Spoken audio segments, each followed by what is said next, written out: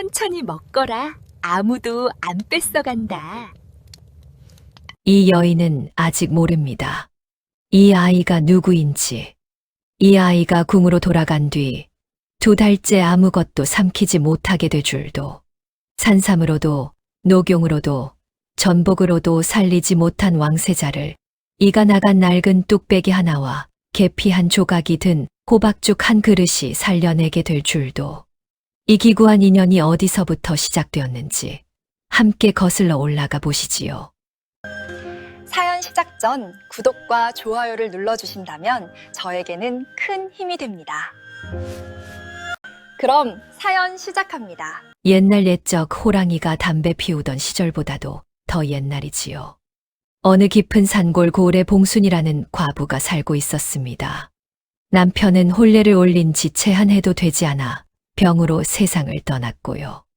남은 건 다리가 불편한 시어머니 한 분뿐이었지요. 봉수는 날마다 새벽같이 일어나 산에 올랐습니다. 약초를 캐서 장에 내다 팔아야 시어머니의 약값이 나왔거든요. 손등은 가시에 긁혀 성한 곳이 없었고요. 발 뒤꿈치는 갈라져서 걸을 때마다 쓰라렸습니다. 그래도 봉수는 한 번도 한탄하지 않았어요. 시어머니만 나으시면 그만이지. 내 몸이야 어떻든 속으로 늘 그렇게 되뇌었으니까요. 그러던 어느 가을날이었습니다. 약초 보따리를 등에 지고 산에서 내려오는 길이었지요. 고을 어귀의 냇가를 따라 걷고 있었는데요. 갈대밭 사이에서 이상한 소리가 들려왔습니다. 처음엔 짐승 울음인가 싶었지요. 그런데 가만히 귀를 기울이니 사람 목소리였습니다. 그것도 아주 어린아이 목소리였어요. 봉수는 보따리를 내려놓고 갈대밭을 헤치며 안으로 들어갔습니다. 그리고 멈춰 섰지요. 갈대 사이에 꼬마 하나가 웅크리고 앉아 있었거든요. 맨발이었습니다. 발에는 피가 맺혀 있었고요. 옷은 찢어져 오물범벅이었습니다. 그런데 이상한 건 따로 있었어요. 이 아이가 부들부들 떨면서도 뭔가를 중얼거리고 있었거든요. 봉순이 무릎을 꿇고 가까이 귀를 대보았습니다. 하늘천, 따치, 거물현, 누를황, 천자문이었습니다. 냇가 갈대밭에서 오물범벅인 꼬마가 떨면서 천자문을 외우고 있었던 거지요. 봉수는 소름이 돋았습니다. 이 아이가 대체 네 집 아이란 말이냐. 하지만 지금은 그게 중요한 게 아니었어요. 아이의 입술은 새파랗게 질려 있었고요. 몸은 불덩이처럼 뜨거웠습니다. 봉수는 망설이지 않았습니다. 보따리를 풀어 약초를 쏟아내고요. 그 자리에 아이를 올려 등에 묶었지요. 약초 한 짐 값이면 시어머니 약값이 열을 치었습니다. 그걸 버린 거예요. 하지만 봉순의 발걸음은 한 번도 망설이지 않았습니다. 집에 도착해서 아이를 방에 눕혔습니다. 시어머니가 놀라서 물었지요. 봉순아, 이 아이가 누구냐? 냇가 갈대밭에서 데려왔사옵니다. 어머니. 이대로 두면 얼어떨어질 아이였어요. 시어머니는 아이의 얼굴을 들여다보더니 고개를 끄덕였습니다. 그래, 잘 데려왔다. 일단 살려야지. 봉수는 미지근한 물로 아이의 몸을 닦아주었습니다. 오물을 벗기니 살갗이 드러났는데요. 이게 또 이상했습니다. 이 아이의 피부가 너무 곱고 하얘거든요. 손에도 굳은 살 하나 없었습니다. 바칠은커녕 흙 한 번 만져본 적 없는 손이었어요. 봉수는 고개를 갸웃했지만 일단 넘겼습니다. 며칠이 지나자 아이의 열이 내렸습니다. 눈도 또렷해졌고요. 하지만 입을 열지 않았습니다. 봉순이 뭘 물어봐도 눈만 껌벅이며 고개를 끄덕이거나 저을 뿐이었지요. 이름도 모르고 어디서 왔는지도 모르는 아이. 봉수는 그냥 도련님이라 불렀습니다. 천자문을 외는 아이니 아무래도 양반집 아들일 거라 생각한 거지요. 시어머니도 같은 생각이었는지 봉순을 부엌으로 불러 낮은 목소리로 말했습니다. 봉순아, 이 아이 범상치 않다. 아무한테도 말하지 마라. 저도 그리 생각하옵니다, 어머니.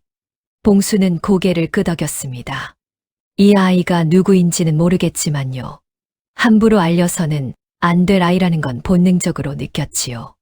그래서 봉수는 아이를 숨기기로 했습니다. 마을 사람들에게는 먼 친척의 아이를 맡았다고 둘러댔고요. 아이가 밖에 나다니지 못하게 했지요. 그런데 말입니다. 아이의 몸은 회복되었지만 마음은 아직 얼어붙어 있었습니다. 이 꼬마가 밥을 먹지 않았거든요. 봉순이 무엇을 차려내도 고개를 돌렸습니다. 죽을 끓여도 미음을 쏘어도 입을 꾹 다물고 눈물만 글썽였지요. 이대로 가다간 겨우 살린 아이를 또 잃을 판이었습니다. 봉순의 마음이 타들어가기 시작했어요. 그날 밤도 아이는 밥을 한 숟갈도 넘기지 못했거든요. 봉순은 빈 사발을 들고 부엌에 한참을 앉아 있었습니다. 그때 시어머니가 봉순을 불렀습니다. 봉순아. 예, 어머니. 그 아이는 배가 안 고픈 게 아니다. 마음이 얼어붙은 기라. 봉순이 고개를 들었지요. 시어머니가 말을 이었습니다. 무서운 일을 겪은 아이야. 낯선 곳에서 낯선 사람이 주는 음식을 어찌 받아들이겠느냐. 그 아이의 마음을 먼저 녹여야 한다. 마음을 녹이려면 어찌해야 하옵니까, 어머니? 익숙한 냄새를 맡게 해봐라. 사람의 마음을 여는 건 맛이 아니라 향이니라. 봉수는 곰곰이 생각했습니다. 이 아이에게 익숙한 냄새라. 아이가 처음 이 집에 왔을 때를 떠올려 봤지요. 열에 들떠 알아누운 아이를 간호하면서 봉수는 아이의 몸에서 희미한 향을 맡은 적이 있었습니다. 오물과 땀 냄새 속에 묻혀 있었지만 분명히 있었어요.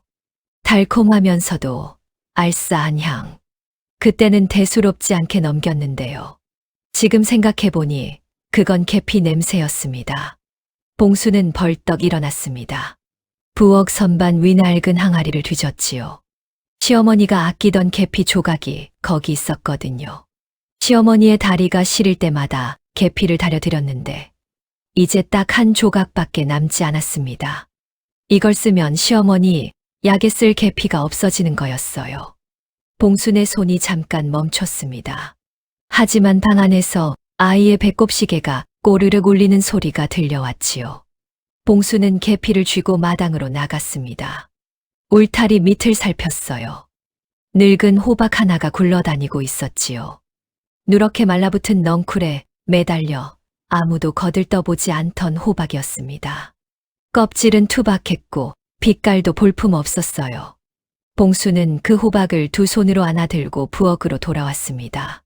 칼을 들었지요. 호박 껍질이 단단해서 칼이 잘 들어가지 않았습니다. 봉수는 힘을 줘서 한 번, 두 번, 세 번. 호박이 두 쪽으로 갈라졌습니다.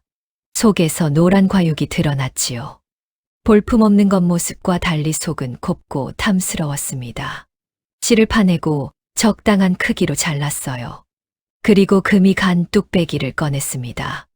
이 뚝배기는 시어머니가 혼수로 가져온 것이었지요.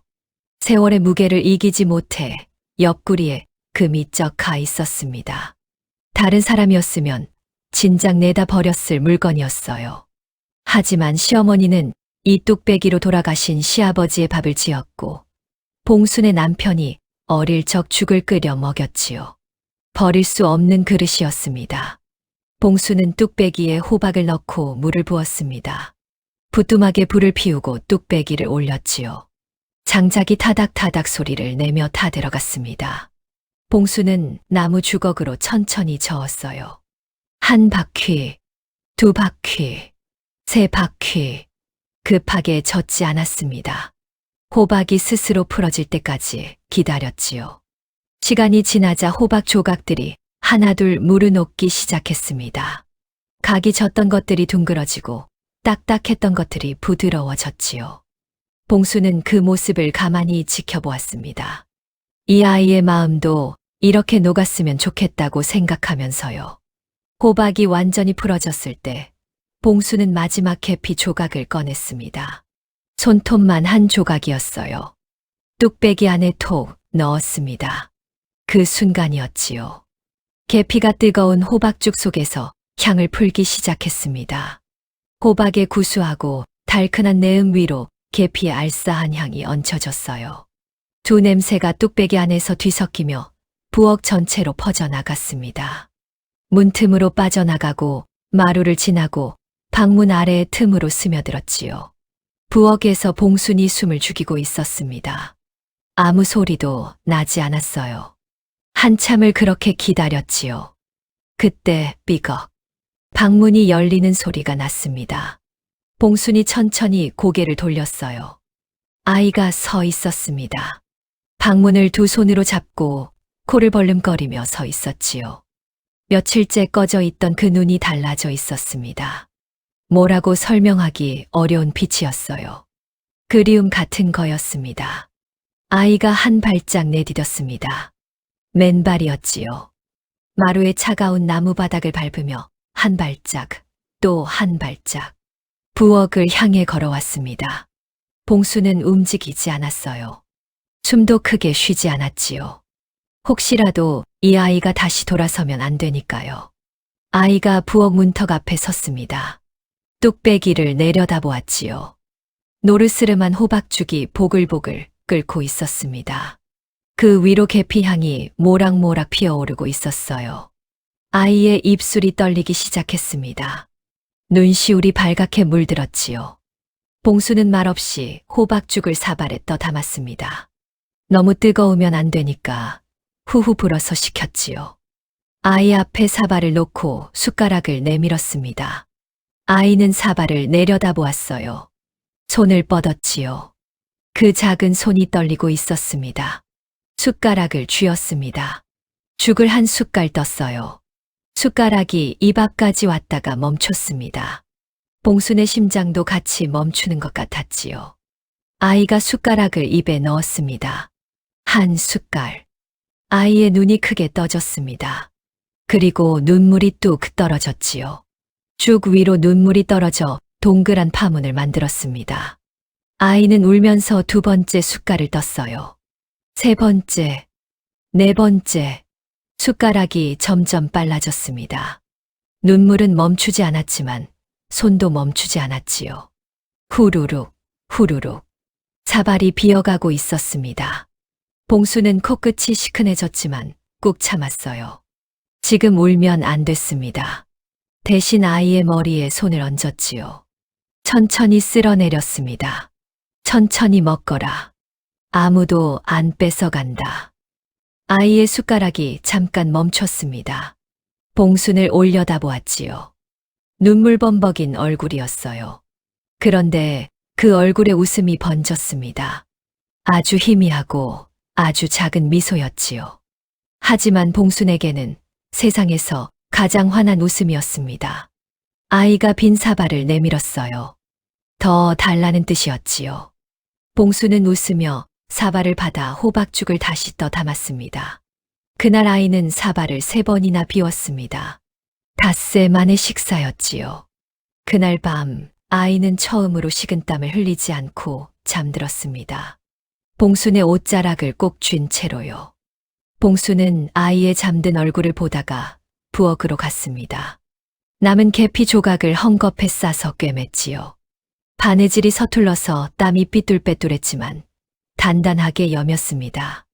다음 날 아침 아이에게 내밀었더니 코에 대고 킁킁 맞더니 품에 넣었어요. 그 뒤로 아이는 그 주머니를 한시도 놓지 않았습니다. 그 다음 날도 아이는 호박죽을 찾았습니다. 다른 음식은 여전히 힘들어했지만 호박죽만은 남기지 않았지요. 봉수는 날마다 같은 뚝배기에 같은 호박으로 같은 정성을 들여 끓였습니다. 아이의 볼에 살이 붙기 시작했어요. 웃는 횟수가 늘었고요. 봉순을 따라 마루에 앉아 약초를 고르는 것이 일과가 되었지요. 어느 날은 봉순이 빨래를 하고 돌아오니 아이가 붓두막재 위에 뭔가를 잔뜩 써놓고 있었습니다. 시어머니가 그걸 읽더니 봉순을 불렀지요. 봉순아, 이리 와서 이것 좀 봐라. 무엇이옵니까, 어머니? 이 아이가 내가 캐오는 약초들을 전부 정리해놨다. 이름, 효능, 어떤 것은 함부로 쓰면 안 되는지까지. 봉수는 입이 벌어졌습니다. 가르쳐 준 적이 없었거든요. 아이는 봉순이 약초를 다루는 것을 그저 옆에서 지켜보기만 했을 뿐인데요. 그것만으로 이 모든 걸 정리해낸 겁니다. 시어머니가 나지막이 말했습니다. 이 아이, 보통 아이가 아니야. 봉순도 알 수 없었습니다. 다만 한 가지는 확실했지요. 이 아이를 지켜야 한다는 것. 봉순은 더 철저하게 아이를 숨겼습니다. 마을 사람들에게는 먼 친척의 아이를 맡았다고 둘러댔고요. 혹시라도 누가 찾아올까봐 아이에게 달하게 숨는 법까지 가르쳤지요. 그렇게 평화로운 날들이 이어졌습니다. 봉순과 시어머니와 아이, 가난하지만 따뜻한 세 식구였지요. 아이는 어느새 봉순의 뒤를 졸졸 따라다녔고요. 봉순이 산에 갈 때면 문 앞에 서서 돌아올 때까지 기다렸습니다. 돌아오는 봉순을 보면 달려와서 치마폭을 잡았지요. 봉순도 이 아이가 없는 삶은 이제 상상할 수 없게 되었습니다. 그러던 어느 날 밤이었습니다. 봉순이 아이의 이불을 여미고 부엌으로 나왔는데요.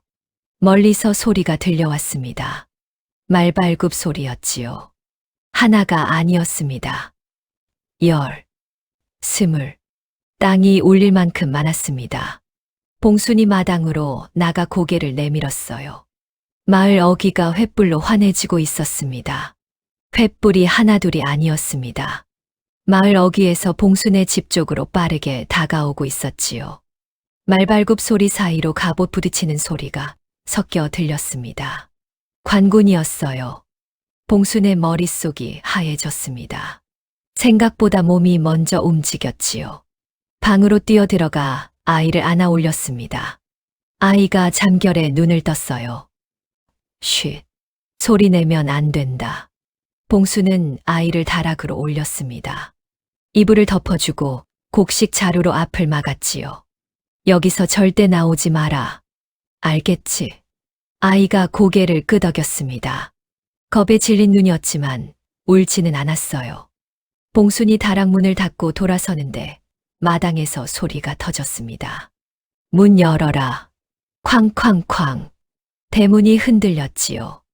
봉순이 대문을 열자 횃불빛이 쏟아져 들어왔습니다. 갑옷을 입은 군졸들이 마당으로 밀고 들어왔지요. 10명은 넘어 보였습니다. 그 한가운데 갑옷 위에 붉은 점포를 걸친 무관 하나가 서 있었어요. 다른 군졸들과는 눈빛부터 달랐습니다. 봉순이 떨리는 목소리로 물었지요. 이 밤에 무슨 일이시옵니까? 무관은 봉순을 거들떠보지도 않았습니다. 마당을 둘러보더니 부하들에게 턱짓했지요. 군졸들이 방으로, 부엌으로, 헛간으로 흩어졌습니다. 뒤지기 시작한 거예요. 시어머니가 방에서 나오다 군졸과 부딪혔지요. 다리가 불편한 시어머니가 비틀거렸습니다. 아니, 대체 무엇을 찾는 게냐? 시어머니가 소리쳤지만 군졸들은 아랑곳하지 않았어요. 봉순은 다락 쪽을 보지 않으려고 애썼습니다. 눈길이 가면 들킬 것 같았거든요. 하지만 이미 늦었지요. 군졸 하나가 다락 쪽을 올려다보더니 사다리에 손을 걸었습니다. 올라가기 시작했어요. 봉순의 심장이 멎는 것 같았습니다. 안 됩니다. 거긴 곡식만 있사옵니다. 봉순이 달려가 군졸의 다리를 잡았지요. 군졸이 봉순을 뿌리쳤습니다. 봉순이 바닥에 넘어졌어요. 다락 위에서 곡식 자루 옮기는 소리가 났습니다. 그리고 정적. 여기 있습니다. 군졸의 외침에 마당에 있던 무관이 고개를 돌렸지요. 군졸이 아이를 안고 사다리를 내려왔습니다. 아이는 몸을 잔뜩 웅크린 채 떨고 있었어요. 봉순이 바닥에서 일어나 아이에게 달려갔습니다. 이 아이는 먼 친척의 아이옵니다. 제가 맡아 기르는. 말이 채 끝나기 전이었습니다. 무관이 아이의 얼굴을 보았지요. 횃불빛 아래서 아이의 얼굴이 드러났습니다. 그 순간 무관의 표정이 변했어요. 눈이 커졌습니다. 입술이 떨렸지요. 그리고 그 자리에서 무릎을 꿇었습니다. 이마를 땅에 대고 엎드렸어요. 마당에 있던 군졸들이 술렁였습니다. 우두머리가 무릎을 꿇었으니까요. 무관이 엎드린 채 떨리는 목소리로 말했습니다. 저하, 이곳에 계셨사옵니까?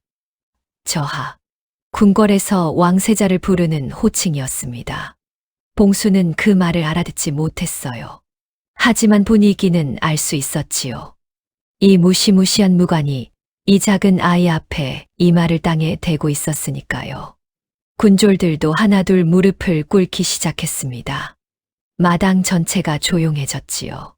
횃불 타는 소리만 남았습니다. 시어머니가 봉순의 팔을 잡았어요. 봉순아, 저하라 했느냐?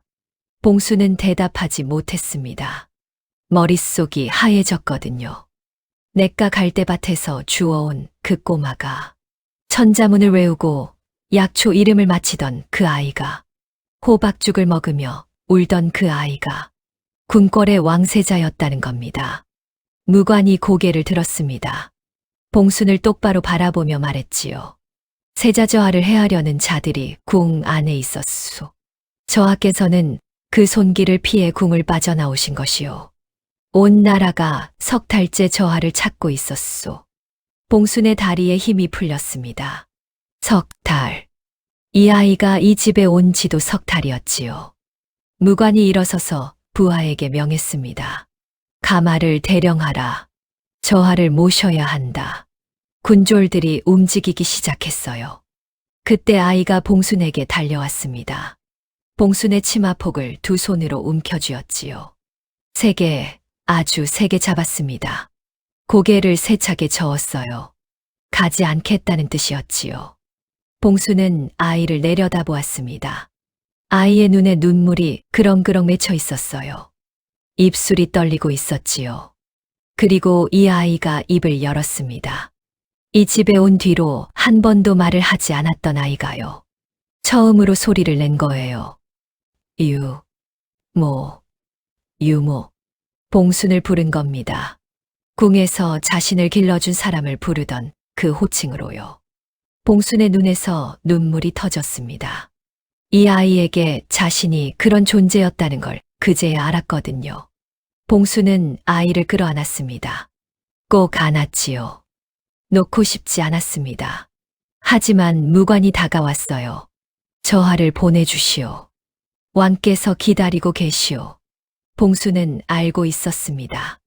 이 아이를 붙잡을 수 없다는 걸요. 궁궐의 왕세자를 산골 과부가 어찌하겠습니까? 봉순이 아이의 어깨를 잡고 눈높이를 맞췄습니다. 눈물을 삼키며 말했지요. 도련님, 아니 저하, 가셔야 하옵니다. 아이가 고개를 저었어요. 봉순이 아이의 눈물을 닦아주었습니다. 저하의 자리가 있는 곳으로 돌아가셔야지요. 이 봉순이는 괜찮사옵니다.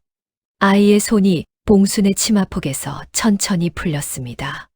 군졸이 아이를 안아 올렸지요. 가마에 태웠습니다. 아이가 가마 안에서 고개를 돌려 봉순을 보았어요. 가마가 움직이기 시작했습니다. 봉순은 대문 앞에 서서 가마가 멀어지는 것을 지켜보았지요. 횃불이 하나둘 사라졌습니다. 말발굽 소리가 점점 작아졌어요. 어둠이 다시 마을을 덮었지요. 봉순은 그 자리에 한참을 서 있었습니다. 소리 없이 울었지요. 마당에는 아이가 남기고 간 작은 집신 한 짝만 덩그러니 놓여 있었습니다. 그로부터 두 달이 흘렀습니다. 봉순의 이야기는 잠시 접어두지요. 이제 궁궐 안 이야기를 해야 하거든요. 왕세자는 무사히 궁으로 돌아왔습니다. 온 나라가 석 달을 찾아 헤맨 세자였으니 궁궐은 그야말로 난리가 났지요. 왕은 세자를 끌어안고 한참을 놓지 못했다고 합니다. 내관들이 울었고요. 나인들이 울었고요. 궁 전체가 기쁨으로 들썩였지요. 하지만 기쁨은 오래가지 못했습니다. 환궁 첫날이었어요. 수락관에서 최고의 상을 차려 올렸습니다. 전복짐이 올라왔지요. 살이 도톰한 전복을 간장에 졸여 윤기가 자르르 흘렀습니다. 세자가 젓가락을 들었어요. 수락관 상공이 숨을 죽이며 지켜봤지요. 세자가 전복을 한 점 집었습니다. 입 앞까지 가져갔어요. 그리고 내려놓았습니다. 고개를 돌렸지요. 상궁의 얼굴이 굳었지만 내색하지 않았습니다. 오래 밖에서 고생하셨으니 입맛이 없으실 수 있다고 생각한 거예요. 다음 날은 곰탕을 올렸습니다. 사고를 하루 종일 고아서 국물이 뽀였지요. 세자는 숟가락을 들지 않았습니다. 국물 위로 피어오르는 김을 멍하니 바라보다가 상을 밀어냈어요. 그 다음 날은 약과를 올렸지요. 꿀에 재워 촉촉하게 만든 약과였습니다. 세자는 손끝으로 약과를 만지작거렸어요. 한 입 빼어 물었습니다. 상궁이 눈을 빛냈지요. 하지만 세자는 씹지 않았습니다. 한참을 입에 물고 있다가 조용히 뱉어냈어요. 그리고 눈물을 한 줄기 흘렸지요. 상궁은 그 눈물의 뜻을 알 수 없었습니다. 사흘이 지나고 닷새가 지나고 열흘이 지났어요. 수락가는 세자가 궁에 있을 때 좋아하던 음식들을 하나씩 올려봤습니다. 잣죽도 올렸고요. 수정과도 올렸고요. 떡도 빚어봤지요. 결과는 매번 같았습니다. 한 숟갈도 넘기지 못했어요. 보름이 지나자 수락간의 수군거림이 시작되었습니다. 혹시 궁 밖에서 이상한 것을 드신 게 아닐까? 입맛이 바뀌신 건 아닌지. 이러다가 우리가 말끝을 흐리는 나인들의 얼굴에 그림자가 드리웠지요. 한 달이 되었습니다. 세자의 볼이 눈에 띄게 꺼졌어요. 손목이 가늘어졌지요. 걸을 때 비틀거렸습니다. 그런데 이상한 게 하나 있었어요. 세자가 밥은 안 먹으면서 이상한 행동을 반복했거든요. 품에서 뭔가를 꺼내 코에 대고 킁킁 맞는 거였습니다. 작고 허름한 헝겊 주머니였지요. 바느질 땀이 삐뚤빼뚤한 궁궐과는 전혀 어울리지 않는 물건이었어요. 세자는 그 주머니를 맡을 때만 눈을 감았습니다. 잠깐이지만 편안한 표정이 스쳤지요. 마치 어딘가 다른 곳에 있는 것처럼요. 하지만 주머니를 내려놓는 순간 다시 얼굴이 돌처럼 굳었습니다. 나인 하나가 세자가 잠든 틈을 타 그 주머니를 치우려 한 적이 있었어요. 세자가 벌떡 일어났습니다. 한 번도 말을 하지 않던 세자가 그때만큼은 소리를 질렀지요. 나인이 혼비백산하여 물러났습니다. 그 뒤로는 아무도 그 주머니를 건드리지 못했어요. 한 달 반이 지났습니다. 어이가 왕 앞에 엎드렸지요. 전하, 세자저하의 몸에는 병이 없사옵니다. 왕이 어이를 내려다보았습니다. 병이 없는데 왜 먹지를 못하느냐? 몸이 아니라 마음이 무언가를 거부하고 있는 것이옵니다. 왕의 눈썹이 꿈틀했지요. 그래서 어쩌란 말이냐? 마음의 병은 어이인 내가 고치지 못한다는 뜻이냐? 어이가 이 말을 바닥에 더 깊이 눌렀습니다. 황송하옵니다, 전하. 다만 이대로 드시지 않으시면 말끝을 흐렸지요. 차마 끝까지 말할 수 없었던 겁니다. 왕은 그 흐린 말끝의 의미를 알고 있었어요. 주먹을 꽉 쥐었지요. 석 달을 찾아 헤매서 겨우 데려온 아들이었습니다. 눈앞에서 하루하루 쓰러져 가고 있었어요. 왕이 밤을 꼬박 새웠습니다. 다음 날 아침 수락관 제조 허 대감을 불렀지요. 허 대감은 수락관의 최고 책임자였습니다. 궁중에서 올리는 모든 음식의 책임이 이 사람 어깨에 있었지요. 허 대감이 왕 앞에 엎드렸습니다. 등에 식은땀이 줄줄 흘렀어요. 불려온 이유를 모를 리 없었거든요. 왕이 한참 동안 말이 없었습니다. 그 침묵이 허 대감의 등을 짓눌렀지요. 왕이 입을 열었습니다. 낮은 목소리였어요. 고함보다 더 무서운 목소리였지요. 허 대감. 예, 전하. 보름을 주겠다. 허 대감의 숨이 멎었습니다. 보름 안에 세자의 입맛을 되돌리지 못하면 왕이 말을 끊었어요. 허 대감을 내려다보았지요. 수락관을 가만두지 않겠다. 허 대감의 이마가 바닥에 닿은 채 떨렸습니다. 명심하게 싸웁니다, 전하. 왕이 자리에서 일어났지요. 나가면서 뒤도 돌아보지 않고 한마디를 남겼습니다. 내 아들을 살려라. 문이 닫혔어요. 대감은 엎드린 채 한참을 움직이지 못했습니다. 다리에 힘이 없어서가 아니었어요. 2달 동안 할 수 있는 건 다 해봤거든요. 보름이라는 시간 안에 뭘 더 하겠습니까? 하지만 왕의 어명이었습니다. 대감이 수락관으로 돌아왔지요. 문을 열자 수락관 사람들이 일제히 고개를 돌렸습니다. 상궁 넷, 나인 여덟, 화덕지기 둘. 모두의 눈에 같은 질문이 떠 있었지요. 어찌 되었사옵니까? 대감이 입을 열었습니다. 보름이다. 한마디에 수락관이 얼어붙었어요. 막내 나인의 얼굴이 하얘졌지요. 상궁 하나가 벽을 짚었습니다. 누구도 입을 열지 못했어요. 보름. 고작 보름. 대감이 이를 악물었습니다. 올 시간 없다. 당장 시작한다. 그날부터 수락관은 전쟁터가 되었지요. 밤낮이 없었습니다. 화덕의 불이 꺼지지 않았어요. 첫째 날, 팔도의 별미를 시도했습니다. 평안도의 냉면 육수를 끓이고 전라도의 꽃게탕을 올렸지요. 세자는 쳐다보지도 않았습니다. 둘째 날, 식재료를 바꿔봤어요. 산삼을 넣은 죽, 녹용을 우린 탕. 나라 안에서 구할 수 있는 가장 귀한 것들이었지요. 세자는 숟가락을 들었다 내려놓았습니다. 셋째 날, 조리법을 바꿨습니다. 같은 재료를 찌고 삶고 볶고 구워봤지요. 세자는 상 위의 음식들을 하나하나 내려다보다가 고개를 떨궜어요. 그리고 또 품에서 그 헝겊 주머니를 꺼내 코에 대었지요.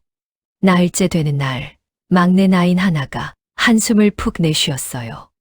눈이 퉁퉁 부어 있었지요. 옆에 있던 상궁이 나인의 어깨를 잡았습니다. 울지 마라. 울어서 될 일이 아니다. 하지만 그 상궁의 눈도 빨갛게 충혈되어 있었지요. 닷새째 상궁들의 얼굴에 그늘이 짙어졌습니다. 밤을 꼬박 새운 탓에 모두가 지쳐 있었지요. 엿새째 나인들 사이에서 수근거림이 돌았지요. 대체 무엇을 더 해봐야 한단 말이냐? 대체 세자저하가 원하신 게 뭐란 말이냐? 아무도 답을 모르고 있었습니다. 대감은 수락관 구석에 앉아 있었어요. 눈 밑에 시커먼 그늘이 내려앉아 있었지요. 보름 중 엿새가 지났습니다. 남은 건 9날이었어요. 대감은 지금까지 시도한 것들을 머릿속으로 되짚었습니다. 최고급 식재료. 안 먹었지요. 세자가 좋아하던 음식. 안 먹었습니다. 팔도 별미. 안 먹었어요. 조리법을 바꿔도, 그릇을 바꿔도, 상차림을 바꿔도 전부 안 먹었지요. 뭘 해도 안 되는 거였습니다. 그런데 한 가지. 세자가 유일하게 반응하는 것이 있었지요. 그 헝겊 주머니. 궁궐 어디에서도 본 적 없는 바느질이 서툰 허름한 주머니. 세자는 그것만 맡으면 눈을 감았습니다. 밥은 거부하면서도 그 주머니만큼은 목숨처럼 쥐고 있었지요. 대감의 머릿속에서 뭔가가 스쳤습니다. 답은 음식에 있는 게 아닐지도 모른다. 저 주머니에 있을지도 모른다. 대감이 자리에서 일어났습니다. 대감이 자리에서 일어났습니다. 수락관을 나와 세자의 처소로 향했지요. 밤이 깊었습니다. 복도에는 인기척이 없었고요. 세자의 처소 앞에 서 있던 나인 둘이 대감을 보고 고개를 숙였지요. 세자저하께서는 주무시옵니까? 예, 조금 전에 눈을 감으셨사옵니다. 대감이 조심스럽게 문을 열었습니다. 방 안은 어두웠어요. 촛불 하나가 구석에서 가물가물 타고 있었지요. 세자가 이불 위에 누워 있었습니다. 몸이 너무 작아 보였어요. 2달 전에 환궁했을 때보다 훨씬 야위어 있었지요. 대감은 발소리를 죽이며 세자 곁으로 다가갔습니다. 세자의 손을 보았지요. 잠든 세자의 2 손이 가슴 위에서 무언가를 꼭 쥐고 있었습니다. 그 헝겊 주머니였어요. 잠결에도 놓지 않는 거였지요. 대감은 숨을 죽였습니다. 손을 뻗었어요. 세자의 손가락을 하나씩 천천히 풀었지요. 세자가 잠결에 미간을 찌푸렸습니다. 대감의 손이 멈췄어요. 세자가 다시 고른 숨을 쉬었지요. 대감이 주머니를 빼냈습니다. 손바닥 위에 올려놓고 찬찬히 살폈어요. 작았습니다. 아이 주먹만 한 크기였지요. 헝겊은 낡고 빛이 발에 있었어요. 그리고 바느질. 대감은 궁궐에서 수십 년을 살아온 사람이었습니다. 궁의 바느질이 어떤 것인지 누구보다 잘 알았지요. 촘촘하고 정교하고 한 땀 한 땀이 반듯한 것이 궁의 바느질이었습니다. 이 주머니는 달랐어요. 땀이 삐뚤빼뚤했습니다. 간격이 고르지 않았고요. 실밥이 군데군데 삐져나와 있었지요. 하지만 한 가지는 분명했습니다. 서툴지만 단단했어요. 풀어지지 않게 꽁꽁 여며놓았지요. 솜씨는 없지만 정성은 가득한 바느질이었습니다. 이건 궁에서 만든 물건이 아니었어요. 대감이 주머니를 열었습니다. 안에 작은 조각이 하나 들어 있었지요. 꺼내서 코에 대보았습니다. 달콤하면서도 알싸한 향이 올라왔어요. 계피였습니다. 대감의 눈이 가늘어졌지요. 계피야 궁에서도 쓰는 것이니 특별할 게 없었습니다. 하지만 이 주머니는 궁 밖에서 온 물건이었어요. 세자가 궁 밖에 있을 때 누군가에게 받은 것이라는 뜻이었지요. 그리고 세자는 이 주머니만 맡으면 편안한 표정을 지었습니다. 밥은 거부하면서도 이것만은 목숨처럼 쥐고 있었고요. 대감의 머릿속에서 생각이 꼬리를 물었습니다. 세자 저하가 밖에 계셨을 때 이 향기와 관련된 무언가를 드셨던 게 아닌가. 그리고 그것을 만들어준 사람이 있었던 게 아닌가. 대감은 주머니를 조심스럽게 세자의 손에 다시 쥐어주었습니다. 세자가 잠결에 주머니를 움켜쥐었지요. 미간이 펴졌습니다. 대감이 처소를 나왔어요. 다음 날 아침이었습니다. 대감은 세자를 데려왔던 무관을 찾았지요. 석 달 전 그 밤 횃불을 들고 산골 마을에 들이닥쳤던 바로 그 무관이었습니다. 대감이 물었어요. 세자 저하를 어디서 찾았소? 남쪽 산골 고을이었소. 그곳에서 저하를 돌본 자가 누구요? 무관이 잠시 생각하더니 대답했지요. 과부였소. 봉순이라는 이름의 젊은 과부. 시어머니와 단둘이 사는 가난한 여인이었소. 저하께서 그 여인의 집에 얼마나 계셨소? 석 달이요. 대감이 품에서 헝겊 주머니를 꺼내 보였습니다. 아까 세자가 잠든 사이 몰래 가져온 건 아니었어요. 밤사이 주머니와 똑같은 헝겊 조각을 주머니 안에 계피향에 베게 해서 세자의 손에 대신 쥐어준 거였지요. 진짜 주머니는 대감이 갖고 나온 겁니다. 이것을 본 적이 있소. 무관이 주머니를 보더니 고개를 끄덕였습니다. 그 과부의 집에서 저하를 데려올 때 저하께서 쥐고 계셨소.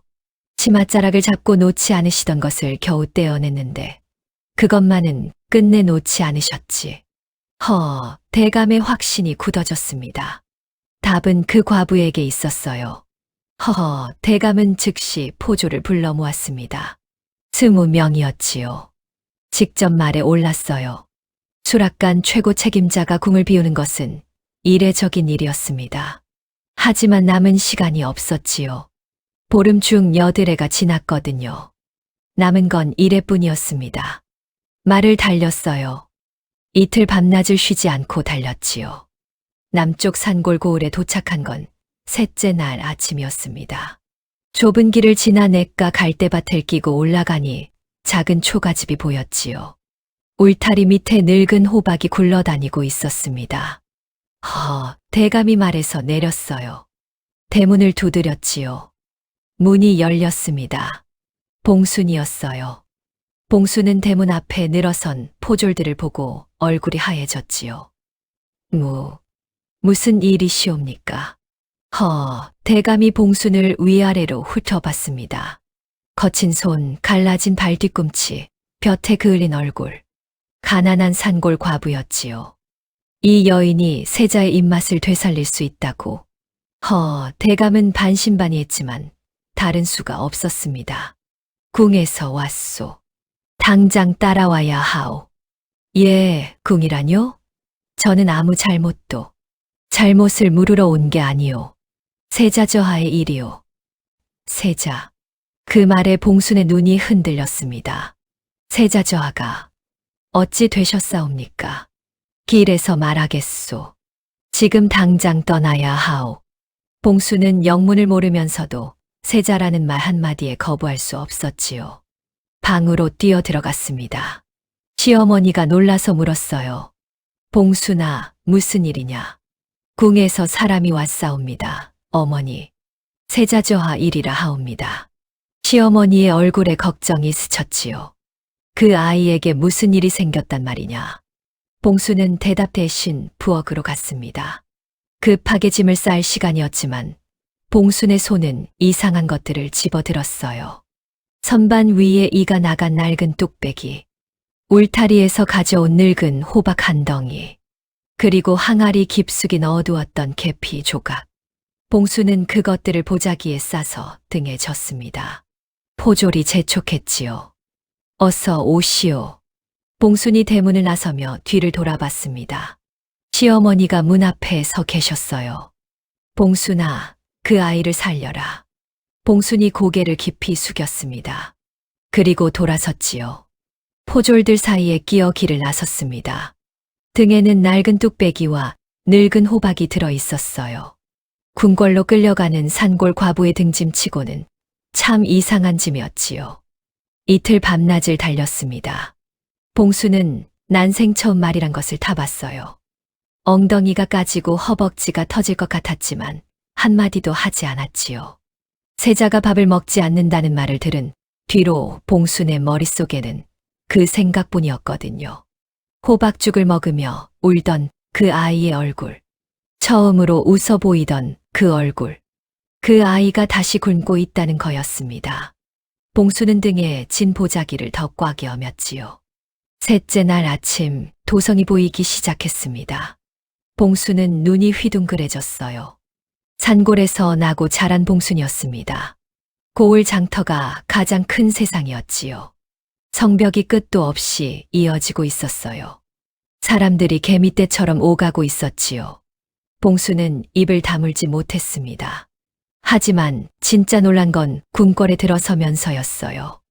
대문이 열리자 끝이 안 보이는 길이 펼쳐졌지요. 기와지붕이 겹겹이 이어졌습니다.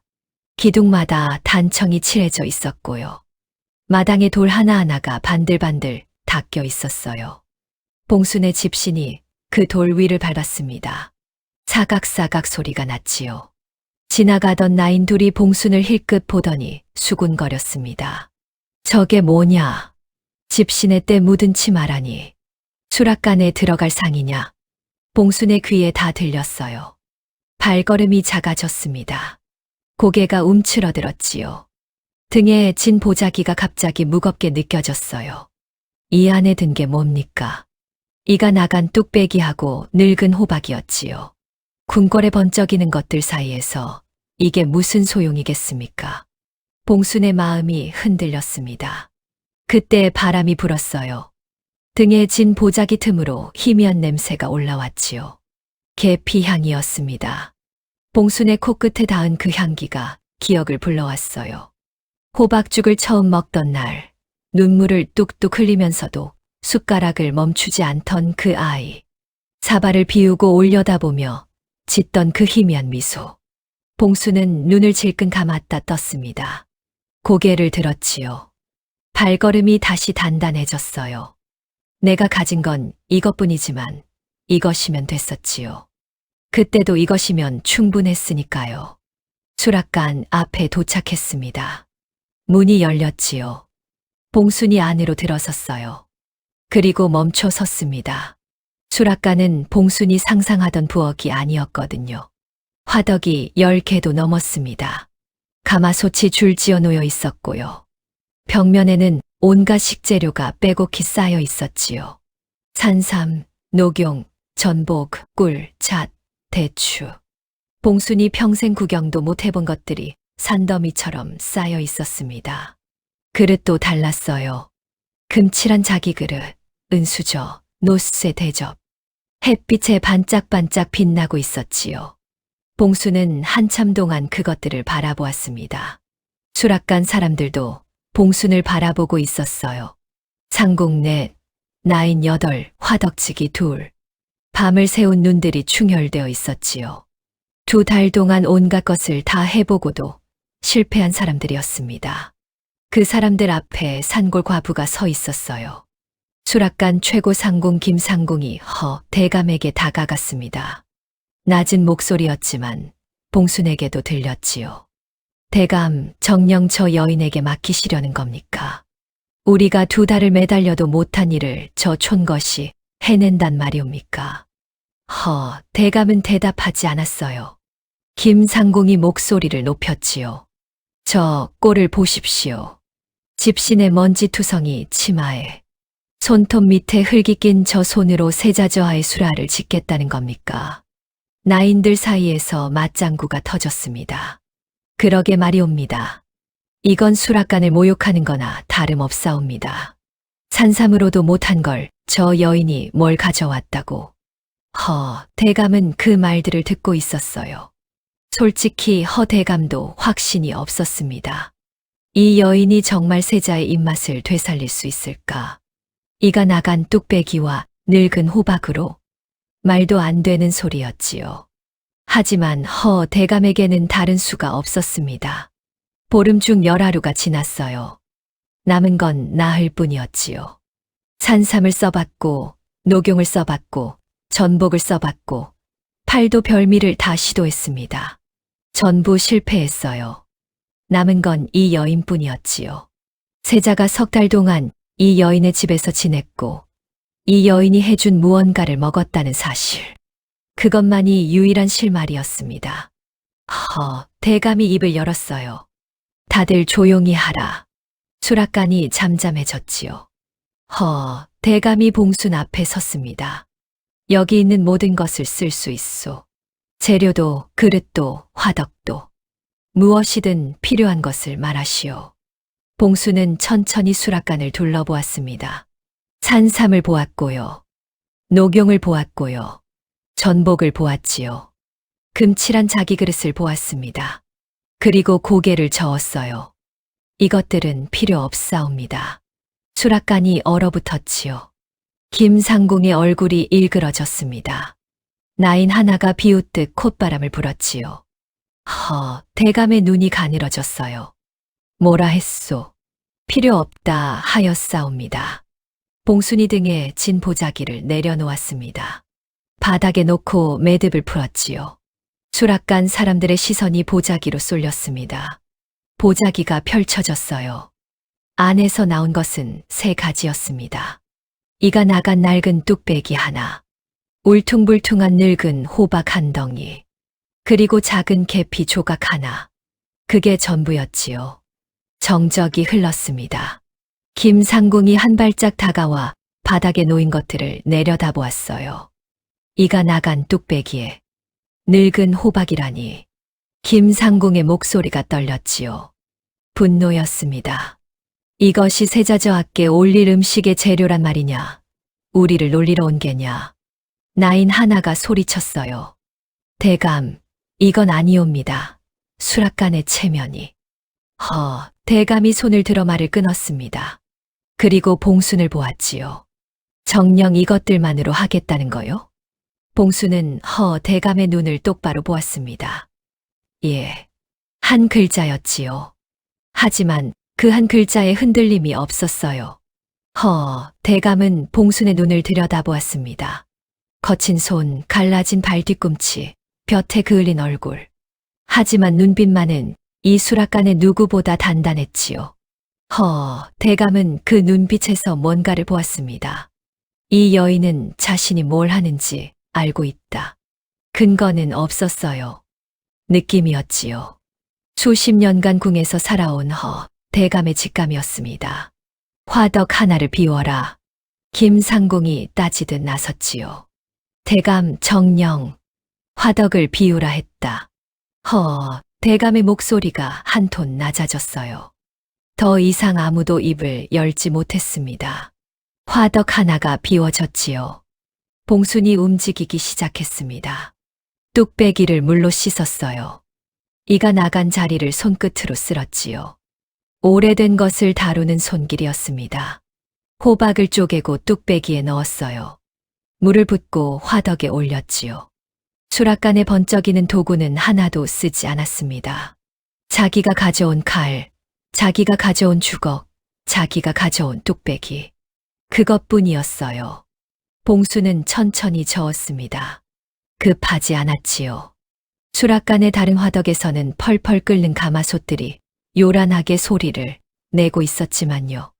봉순의 뚝배기는 조용했습니다. 보글, 보글. 작은 소리만 냈지요. 김상공이 팔짱을 낀 채 봉순의 등 뒤에 서 있었습니다. 코웃음을 참고 있는 얼굴이었지요. 나인들도 서로 눈짓을 주고받으며 지켜보고 있었어요. 저 촌것이 망신당하는 꼴을 보겠다는 표정이었습니다. 시간이 흘렀습니다. 봉수는 묵묵히 젓고 있었어요. 호박이 무르녹기 시작했지요. 노르스름한 빛깔이 뚝배기 안에 퍼졌습니다. 그때 봉순이 품에서 계피 조각을 꺼냈어요. 뚝배기 안에 톡 넣었지요. 그 순간이었습니다. 뚝배기 안에서 무언가가 달라지기 시작했어요. 호박의 구수하고 달큰한 내음 위로 계피의 알싸한 향이 얹혀졌지요. 두 향이 뒤섞이며 뚝배기 위로 피어올랐습니다. 화덕 위로 퍼졌어요. 수락관 천장까지 올라갔지요. 김상공의 코가 먼저 반응했습니다. 팔짱을 풀었어요. 고개가 뚝배기 쪽으로 돌아갔지요. 나인 하나가 자기도 모르게 한 발짝 다가왔습니다. 또 한 명이 다가왔어요. 수락관이 조용해졌지요. 웅성거림이 사라졌습니다. 코웃음이 사라졌어요. 이 향기는 뭐지? 산삼탕에서도 나지 않던 향이었습니다. 전복죽에서도 나지 않던 향이었지요. 궁중 최고의 식재료로 만든 어떤 음식에서도 맡아본 적 없는 향이었어요. 구수하면서도 달콤하고 달콤하면서도 알싸한, 코끝을 간지리다가 가슴 깊은 곳까지 파고드는 향이었지요. 김상공의 입이 벌어졌습니다. 2달 동안 수락관 최고의 솜씨로 온갖 음식을 만들었지만 이런 향을 낸 적은 한 번도 없었거든요.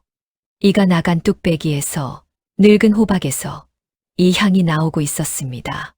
김상공이 봉순의 등을 바라보았어요. 아까와는 다른 눈이었지요.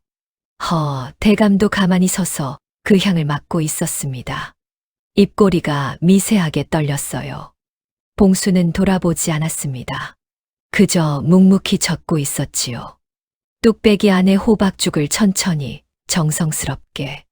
그 향기가 수락관을 가득 채웠습니다. 문틈을 타고 복도로 흘러나갔어요. 바람을 따라 궁궐 안쪽으로, 더 안쪽으로 퍼져가고 있었지요. 향기는 멈추지 않았습니다. 수락관 문틈을 빠져나간 호박죽 향이 복도를 따라 흘렀지요. 긴 복도였어요. 궁궐의 복도는 끝이 안 보일 만큼 길었지요. 향기는 그 복도를 천천히 타고 갔습니다. 모퉁이를 돌았어요. 또 다른 복도로 접어들었지요. 지나가던 나인 하나가 걸음을 멈추고 코를 킁킁거렸습니다. 이 냄새가 뭐지? 내관 하나가 고개를 갸웃했지요. 수락관에서 오는 건가? 처음 맡아보는 향인데 향기는 사람들의 코를 스치며 계속 흘러갔습니다. 복도를 지나고 마당을 건너고 또 다른 행각을 지나서요. 세자의 처소가 있는 동궁전 쪽으로 흘러가고 있었지요. 세자의 처소는 조용했습니다. 방 안에 촛불 하나가 타고 있었고요. 세자는 이불 위에 누워 있었지요. 눈을 감고 있었습니다. 자는 것인지 깨어 있는 것인지 알 수 없었어요. 볼이 움푹 꺼져 있었지요. 손목은 나인의 손목보다도 가늘어져 있었습니다. 품에는 여전히 그 헝겊 주머니를 쥐고 있었어요. 처소 밖에 나인 둘이 지키고 서 있었지요. 그때 나인 하나가 코를 벌름거렸습니다. 언니, 이 냄새 맡아봐. 무슨 냄새? 모르겠어. 근데 어디서 맡아본 것 같기도 하고. 향기가 처소 앞까지 도달한 거였어요. 문풍지 틈으로 스며들었지요. 방 안으로 들어갔습니다. 세자의 코끝에 닿았어요. 세자의 미간이 꿈틀했습니다. 코가 벌름거렸지요. 눈꺼풀이 떨렸어요. 그리고 눈을 떴습니다. 천장을 바라보았지요. 코를 다시 벌름거렸어요. 세자의 눈이 달라졌습니다. 며칠째 꺼져 있던 눈에 뭔가가 떠오르고 있었지요. 세자가 상체를 일으켰습니다. 나인들이 놀라서 방문을 열었어요. 저하, 누우셔야. 세자가 나인을 밀치고 일어섰지요. 비틀거렸습니다. 2달 가까이 제대로 먹지 못한 몸이었거든요. 다리에 힘이 없었어요. 하지만 세자는 멈추지 않았습니다. 방문을 박차고 나갔지요. 나인이 소리쳤어요. 저하, 신발을 신으셔야. 세자는 듣지 않았습니다. 하얀 버선발 그대로 복도로 뛰어나갔지요. 차가운 나무 바닥 위를 맨발이나 다름없이 달렸어요. 탁, 탁, 탁. 버선발이 복도를 두드리는 소리가 울렸습니다. 나인 둘이 뒤쫓았지요. 저하, 멈추십시오. 세자는 멈추지 않았어요. 코를 벌름거리며 달렸습니다. 향기를 따라가고 있었지요. 모퉁이를 돌았어요. 복도를 지났습니다. 마당을 가로질렀지요. 버선 바닥이 차가운 돌바닥에 닿았어요. 비틀거렸습니다. 한쪽 무릎이 꺾였지요. 나인이 달려왔어요. 저하. 세자가 다시 일어났습니다. 무릎에서 일어나 다시 달렸지요. 향기가 점점 짙어지고 있었거든요. 수락관이 보였습니다. 문이 열려 있었어요. 그 안에서 향기가 쏟아져 나오고 있었지요. 세자가 수락관 문 앞에 섰습니다. 숨이 가빴어요. 다리가 떨리고 있었지요. 수락관 안을 보았습니다. 화덕 앞에 누군가가 서 있었어요. 등이 보였지요. 볕에 그을린 목덜미, 때 묻은 치마, 거친 손으로 나무 주걱을 잡고 뚝배기를 젓고 있었습니다. 세자의 눈이 커졌어요. 입술이 떨리기 시작했지요. 수락관 사람들이 세자를 발견했습니다. 김상공이 황급히 엎드렸지요. 세자저하. 나인들이 무릎을 꿇었어요. 대감이 고개를 숙였지요. 수락관 전체가 엎드렸습니다. 봉순만 모르고 있었어요. 뚝배기를 젓고 있었지요. 주변이 갑자기 조용해진 것을 느끼고 고개를 돌렸습니다. 수락관 입구에 서 있는 아이가 보였어요. 아이라고 부르기엔 많이 달라져 있었지요. 볼이 꺼져 있었고 눈 밑에 그늘이 내려앉아 있었습니다. 버선발이었어요. 하얀 버선에 먼지가 묻어 있었지요. 하지만 봉수는 단번에 알아봤습니다. 그 눈. 갈대밭에서 처음 봤던 그 또렷한 눈이었거든요. 봉순의 손에서 주걱이 떨어졌습니다. 나무 주걱이 바닥에 부딪혀 통소리를 냈지요. 세자가 한 발짝 내디뎠습니다. 입술이 떨리고 있었어요. 입을 열었지요. 그 한마디에 수락관이 얼어붙었습니다. 세자가 말을 했거든요. 환궁한 뒤로 한 번도 입을 열지 않았던 세자가요. 그 첫마디가 유모였습니다. 세자가 달려왔어요. 야위어서 비틀거리는 다리로 달려왔지요. 봉순의 치마폭에 얼굴을 묻었습니다. 두 손으로 치마를 움켜쥐었어요. 그리고 울음을 터뜨렸지요. 소리내어 울었습니다. 궁에 돌아온 뒤 한 번도 울지 않았던 아이였어요. 밥도 먹지 않고 말도 하지 않고 그저 주머니만 쥐고 있던 아이가요. 봉순의 치마폭에 얼굴을 묻고 처음으로 울었습니다. 봉순은 한동안 움직이지 못했어요. 눈물이 앞을 가렸거든요. 손이 떨렸지요. 그 손으로 세자의 머리를 감싸 안았습니다. 작은 머리였어요. 3달 전보다 더 작아진 것 같았지요. 봉순도 울었습니다. 소리 없이 울었어요. 수락관 사람들은 고개를 숙인 채 숨을 죽이고 있었지요. 김상공의 눈에 눈물이 맺혀 있었습니다. 아까까지 저 촌것이라 비웃던 상공이었어요. 대감은 고개를 돌리고 있었지요. 눈가를 손등으로 훔쳤습니다. 한참을 울었어요. 세자의 울음이 조금씩 잦아들었지요. 봉순이 세자의 얼굴을 두 손으로 감싸며 눈높이를 맞췄습니다. 눈물 범벅인 얼굴이었어요. 봉순이 소매로 세자의 눈물을 닦아주었지요. 많이 고생했구나. 세자가 고개를 끄덕였어요. 봉순이 돌아서서 뚝배기에서 호박죽을 사발에 떠 담았습니다. 후후 불어서 식혔지요.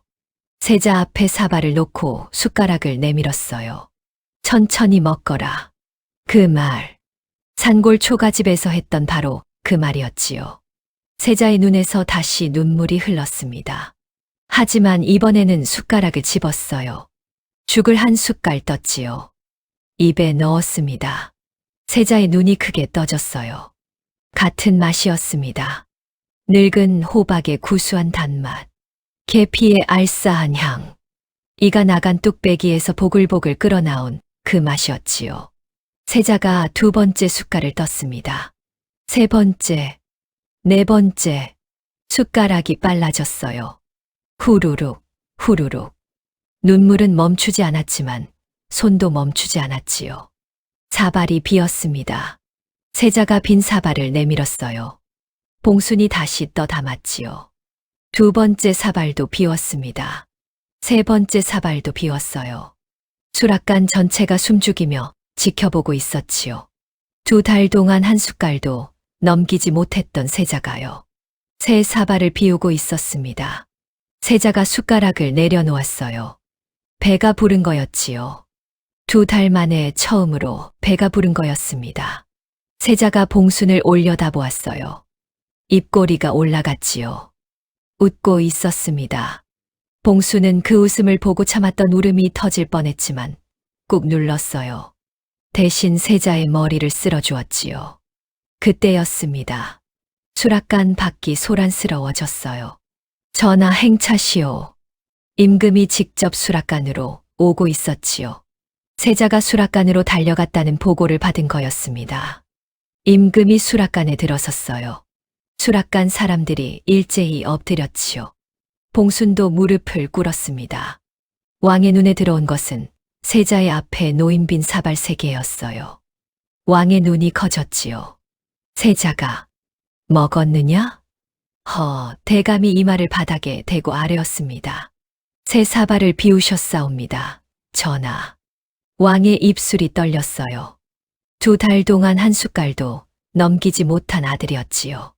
그 아들이 새 사발을 비웠다는 겁니다. 왕이 뚝배기를 보았습니다. 이가 나간 낡은 뚝배기였지요. 그 옆에 늙은 호박의 껍질이 놓여 있었어요. 그리고 그 앞에 무릎을 꿇고 있는 산골 과부. 임금이 봉순에게 물었습니다. 내가 이것을 만들었느냐? 예, 전하. 무엇으로 만들었느냐? 늙은 호박과 계피한 조각이옵니다. 전하. 임금의 눈썹이 올라갔지요. 산삼으로도 녹용으로도 전복으로도 못한 것을 늙은 호박으로 했단 말이냐. 봉순은 고개를 숙인 채 대답했습니다. 전하, 세자저하께서 필요하셨던 것은 값비싼 재료가 아니었사옵니다. 그러면 무엇이었느냐? 봉순이 고개를 들었어요. 왕의 눈을 똑바로 보았지요. 산골 과부가 왕의 눈을 똑바로 본 겁니다. 수락관 사람들이 숨을 삼켰어요. 봉순이 입을 열었습니다. 울타리에 버려진 늙은 호박이옵니다. 이가 나간 낡은 뚝배기이옵니다. 값어치 없는 것들이지요. 하오나 전하 세자저하의 얼어붙은 마음을 녹인 것은 그 값어치 없는 것들의 온기였사옵니다. 임금이 아무 말도 하지 않았어요. 봉순이 말을 이었지요. 이 뚝배기는 세자저하께서 처음 호박죽을 드신 그 뚝배기이옵니다. 이 호박은 세자저하께서 지내시던 그 집 울타리의 호박이옵니다. 세자저하께서 기억하시는 것은 맛이 아니라 그때의 온기였사옵니다. 왕이 세자를 바라보았어요. 세자가 봉순의 치마폭을 잡은 제 아버지를 올려다보고 있었지요. 2달 만에 처음 보는 아들의 편안한 얼굴이었습니다. 왕이 천천히 고개를 끄덕였어요. 그래, 그랬구나. 왕의 목소리가 갈라졌지요. 내가 아들에게 필요한 것을 몰랐구나. 왕이 봉순을 내려다보았습니다. 일어나라. 봉순이 일어섰지요. 왕이 말했습니다. 내 이름이 무엇이냐? 봉순이라 하옵니다. 전하. 봉순아. 왕이 봉순의 이름을 불렀어요. 내가 내 아들을 살렸다.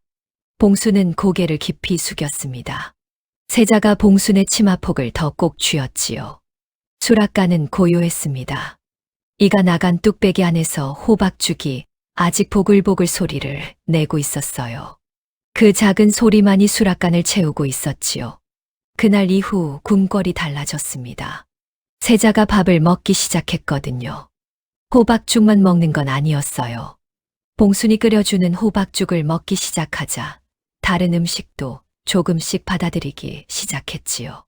첫날은 호박죽만 3사발, 둘째 날은 호박죽 2사발에 미음 1그릇, 셋째 날은 호박죽 1사발에 흰죽 1그릇. 세자의 볼에 핏기가 돌기 시작했어요. 걸을 때 비틀거리지 않았지요. 눈에 힘이 들어왔습니다. 수락관 사람들이 하나둘 안도의 숨을 내쉬었어요. 보름이 지나자 세자는 제 발로 마당을 걸어 다닐 수 있게 되었지요. 임금이 봉순을 불렀습니다. 봉순이 임금 앞에 무릎을 꿇었지요. 봉순아. 예, 전하. 내가 원하는 것을 말하여라. 무엇이든 내리겠다. 봉순은 고개를 숙인 채 한참을 말하지 않았어요. 그리고 입을 열었지요.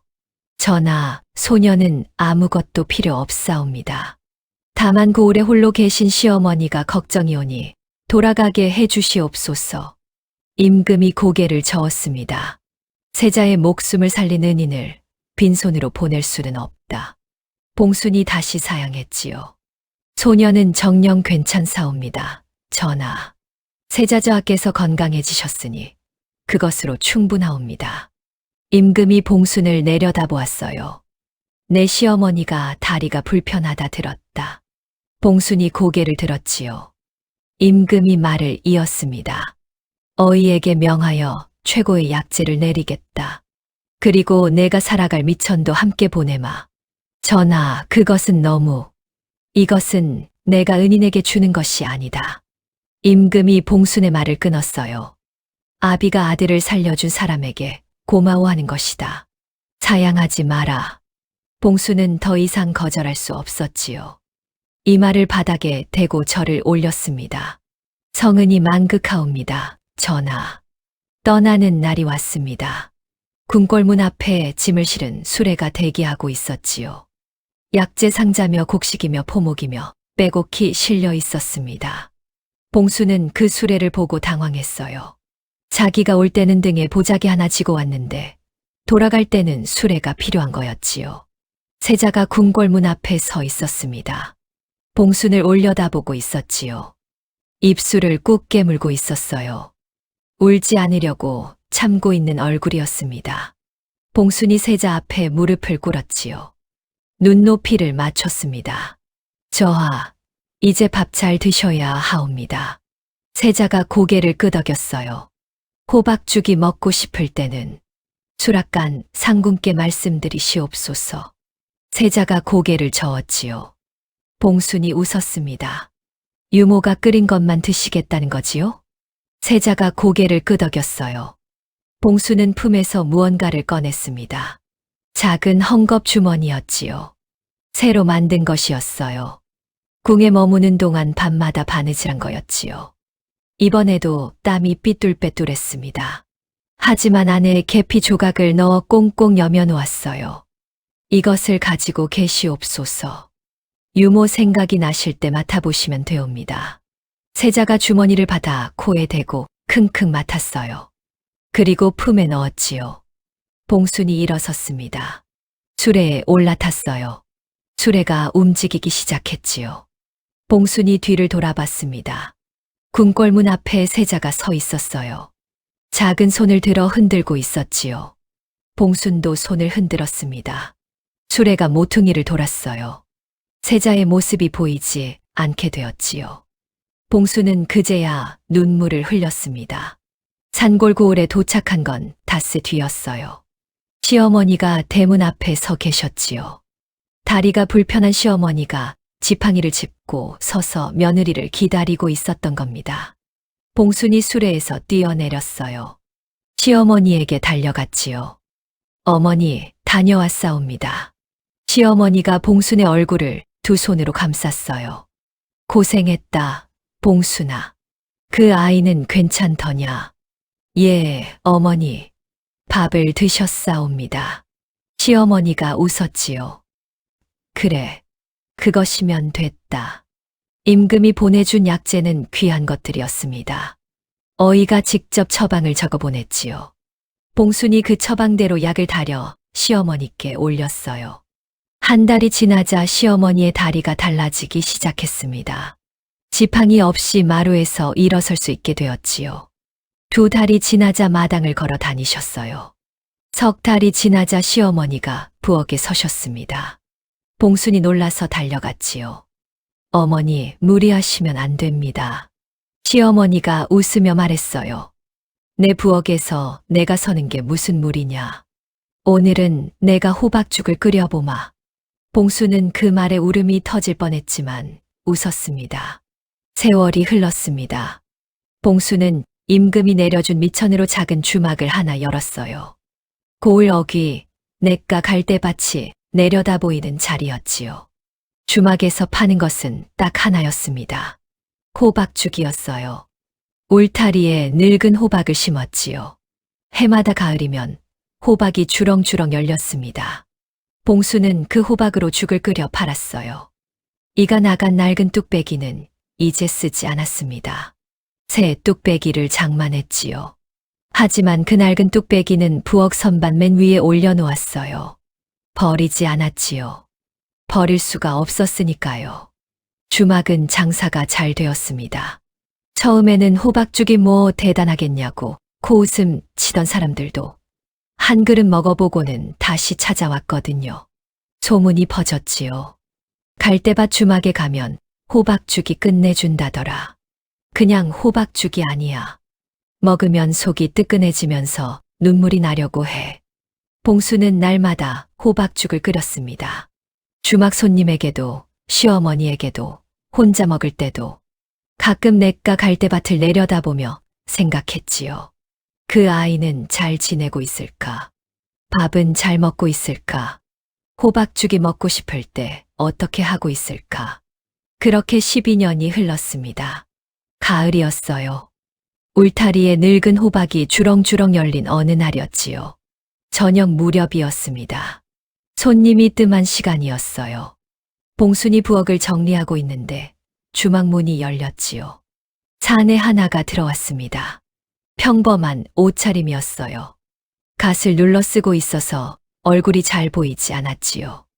혼자였습니다. 사내가 자리에 앉으며 말했어요. 호박죽 한 그릇 주시오. 봉수는 대수롭지 않게 대답했지요. 예, 잠시만 기다리시오. 부엌으로 들어가 호박죽을 떠 담았습니다. 사발을 들고 나와 사내 앞에 놓았지요. 맛있게 드시오. 사내가 숟가락을 들었습니다. 죽을 한 숟갈 떴지요. 입에 넣었어요.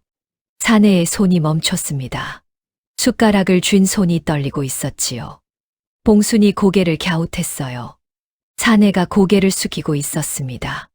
갓 아래로 뭔가가 뚝 떨어졌지요. 눈물이었습니다.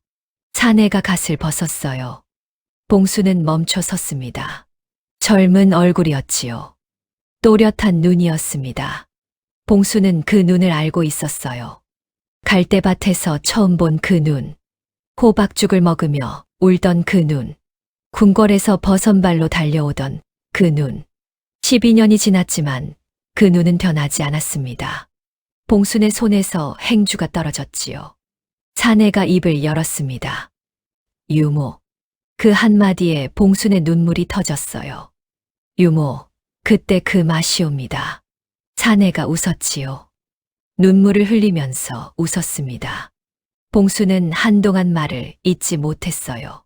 입술이 떨렸지요. 저하.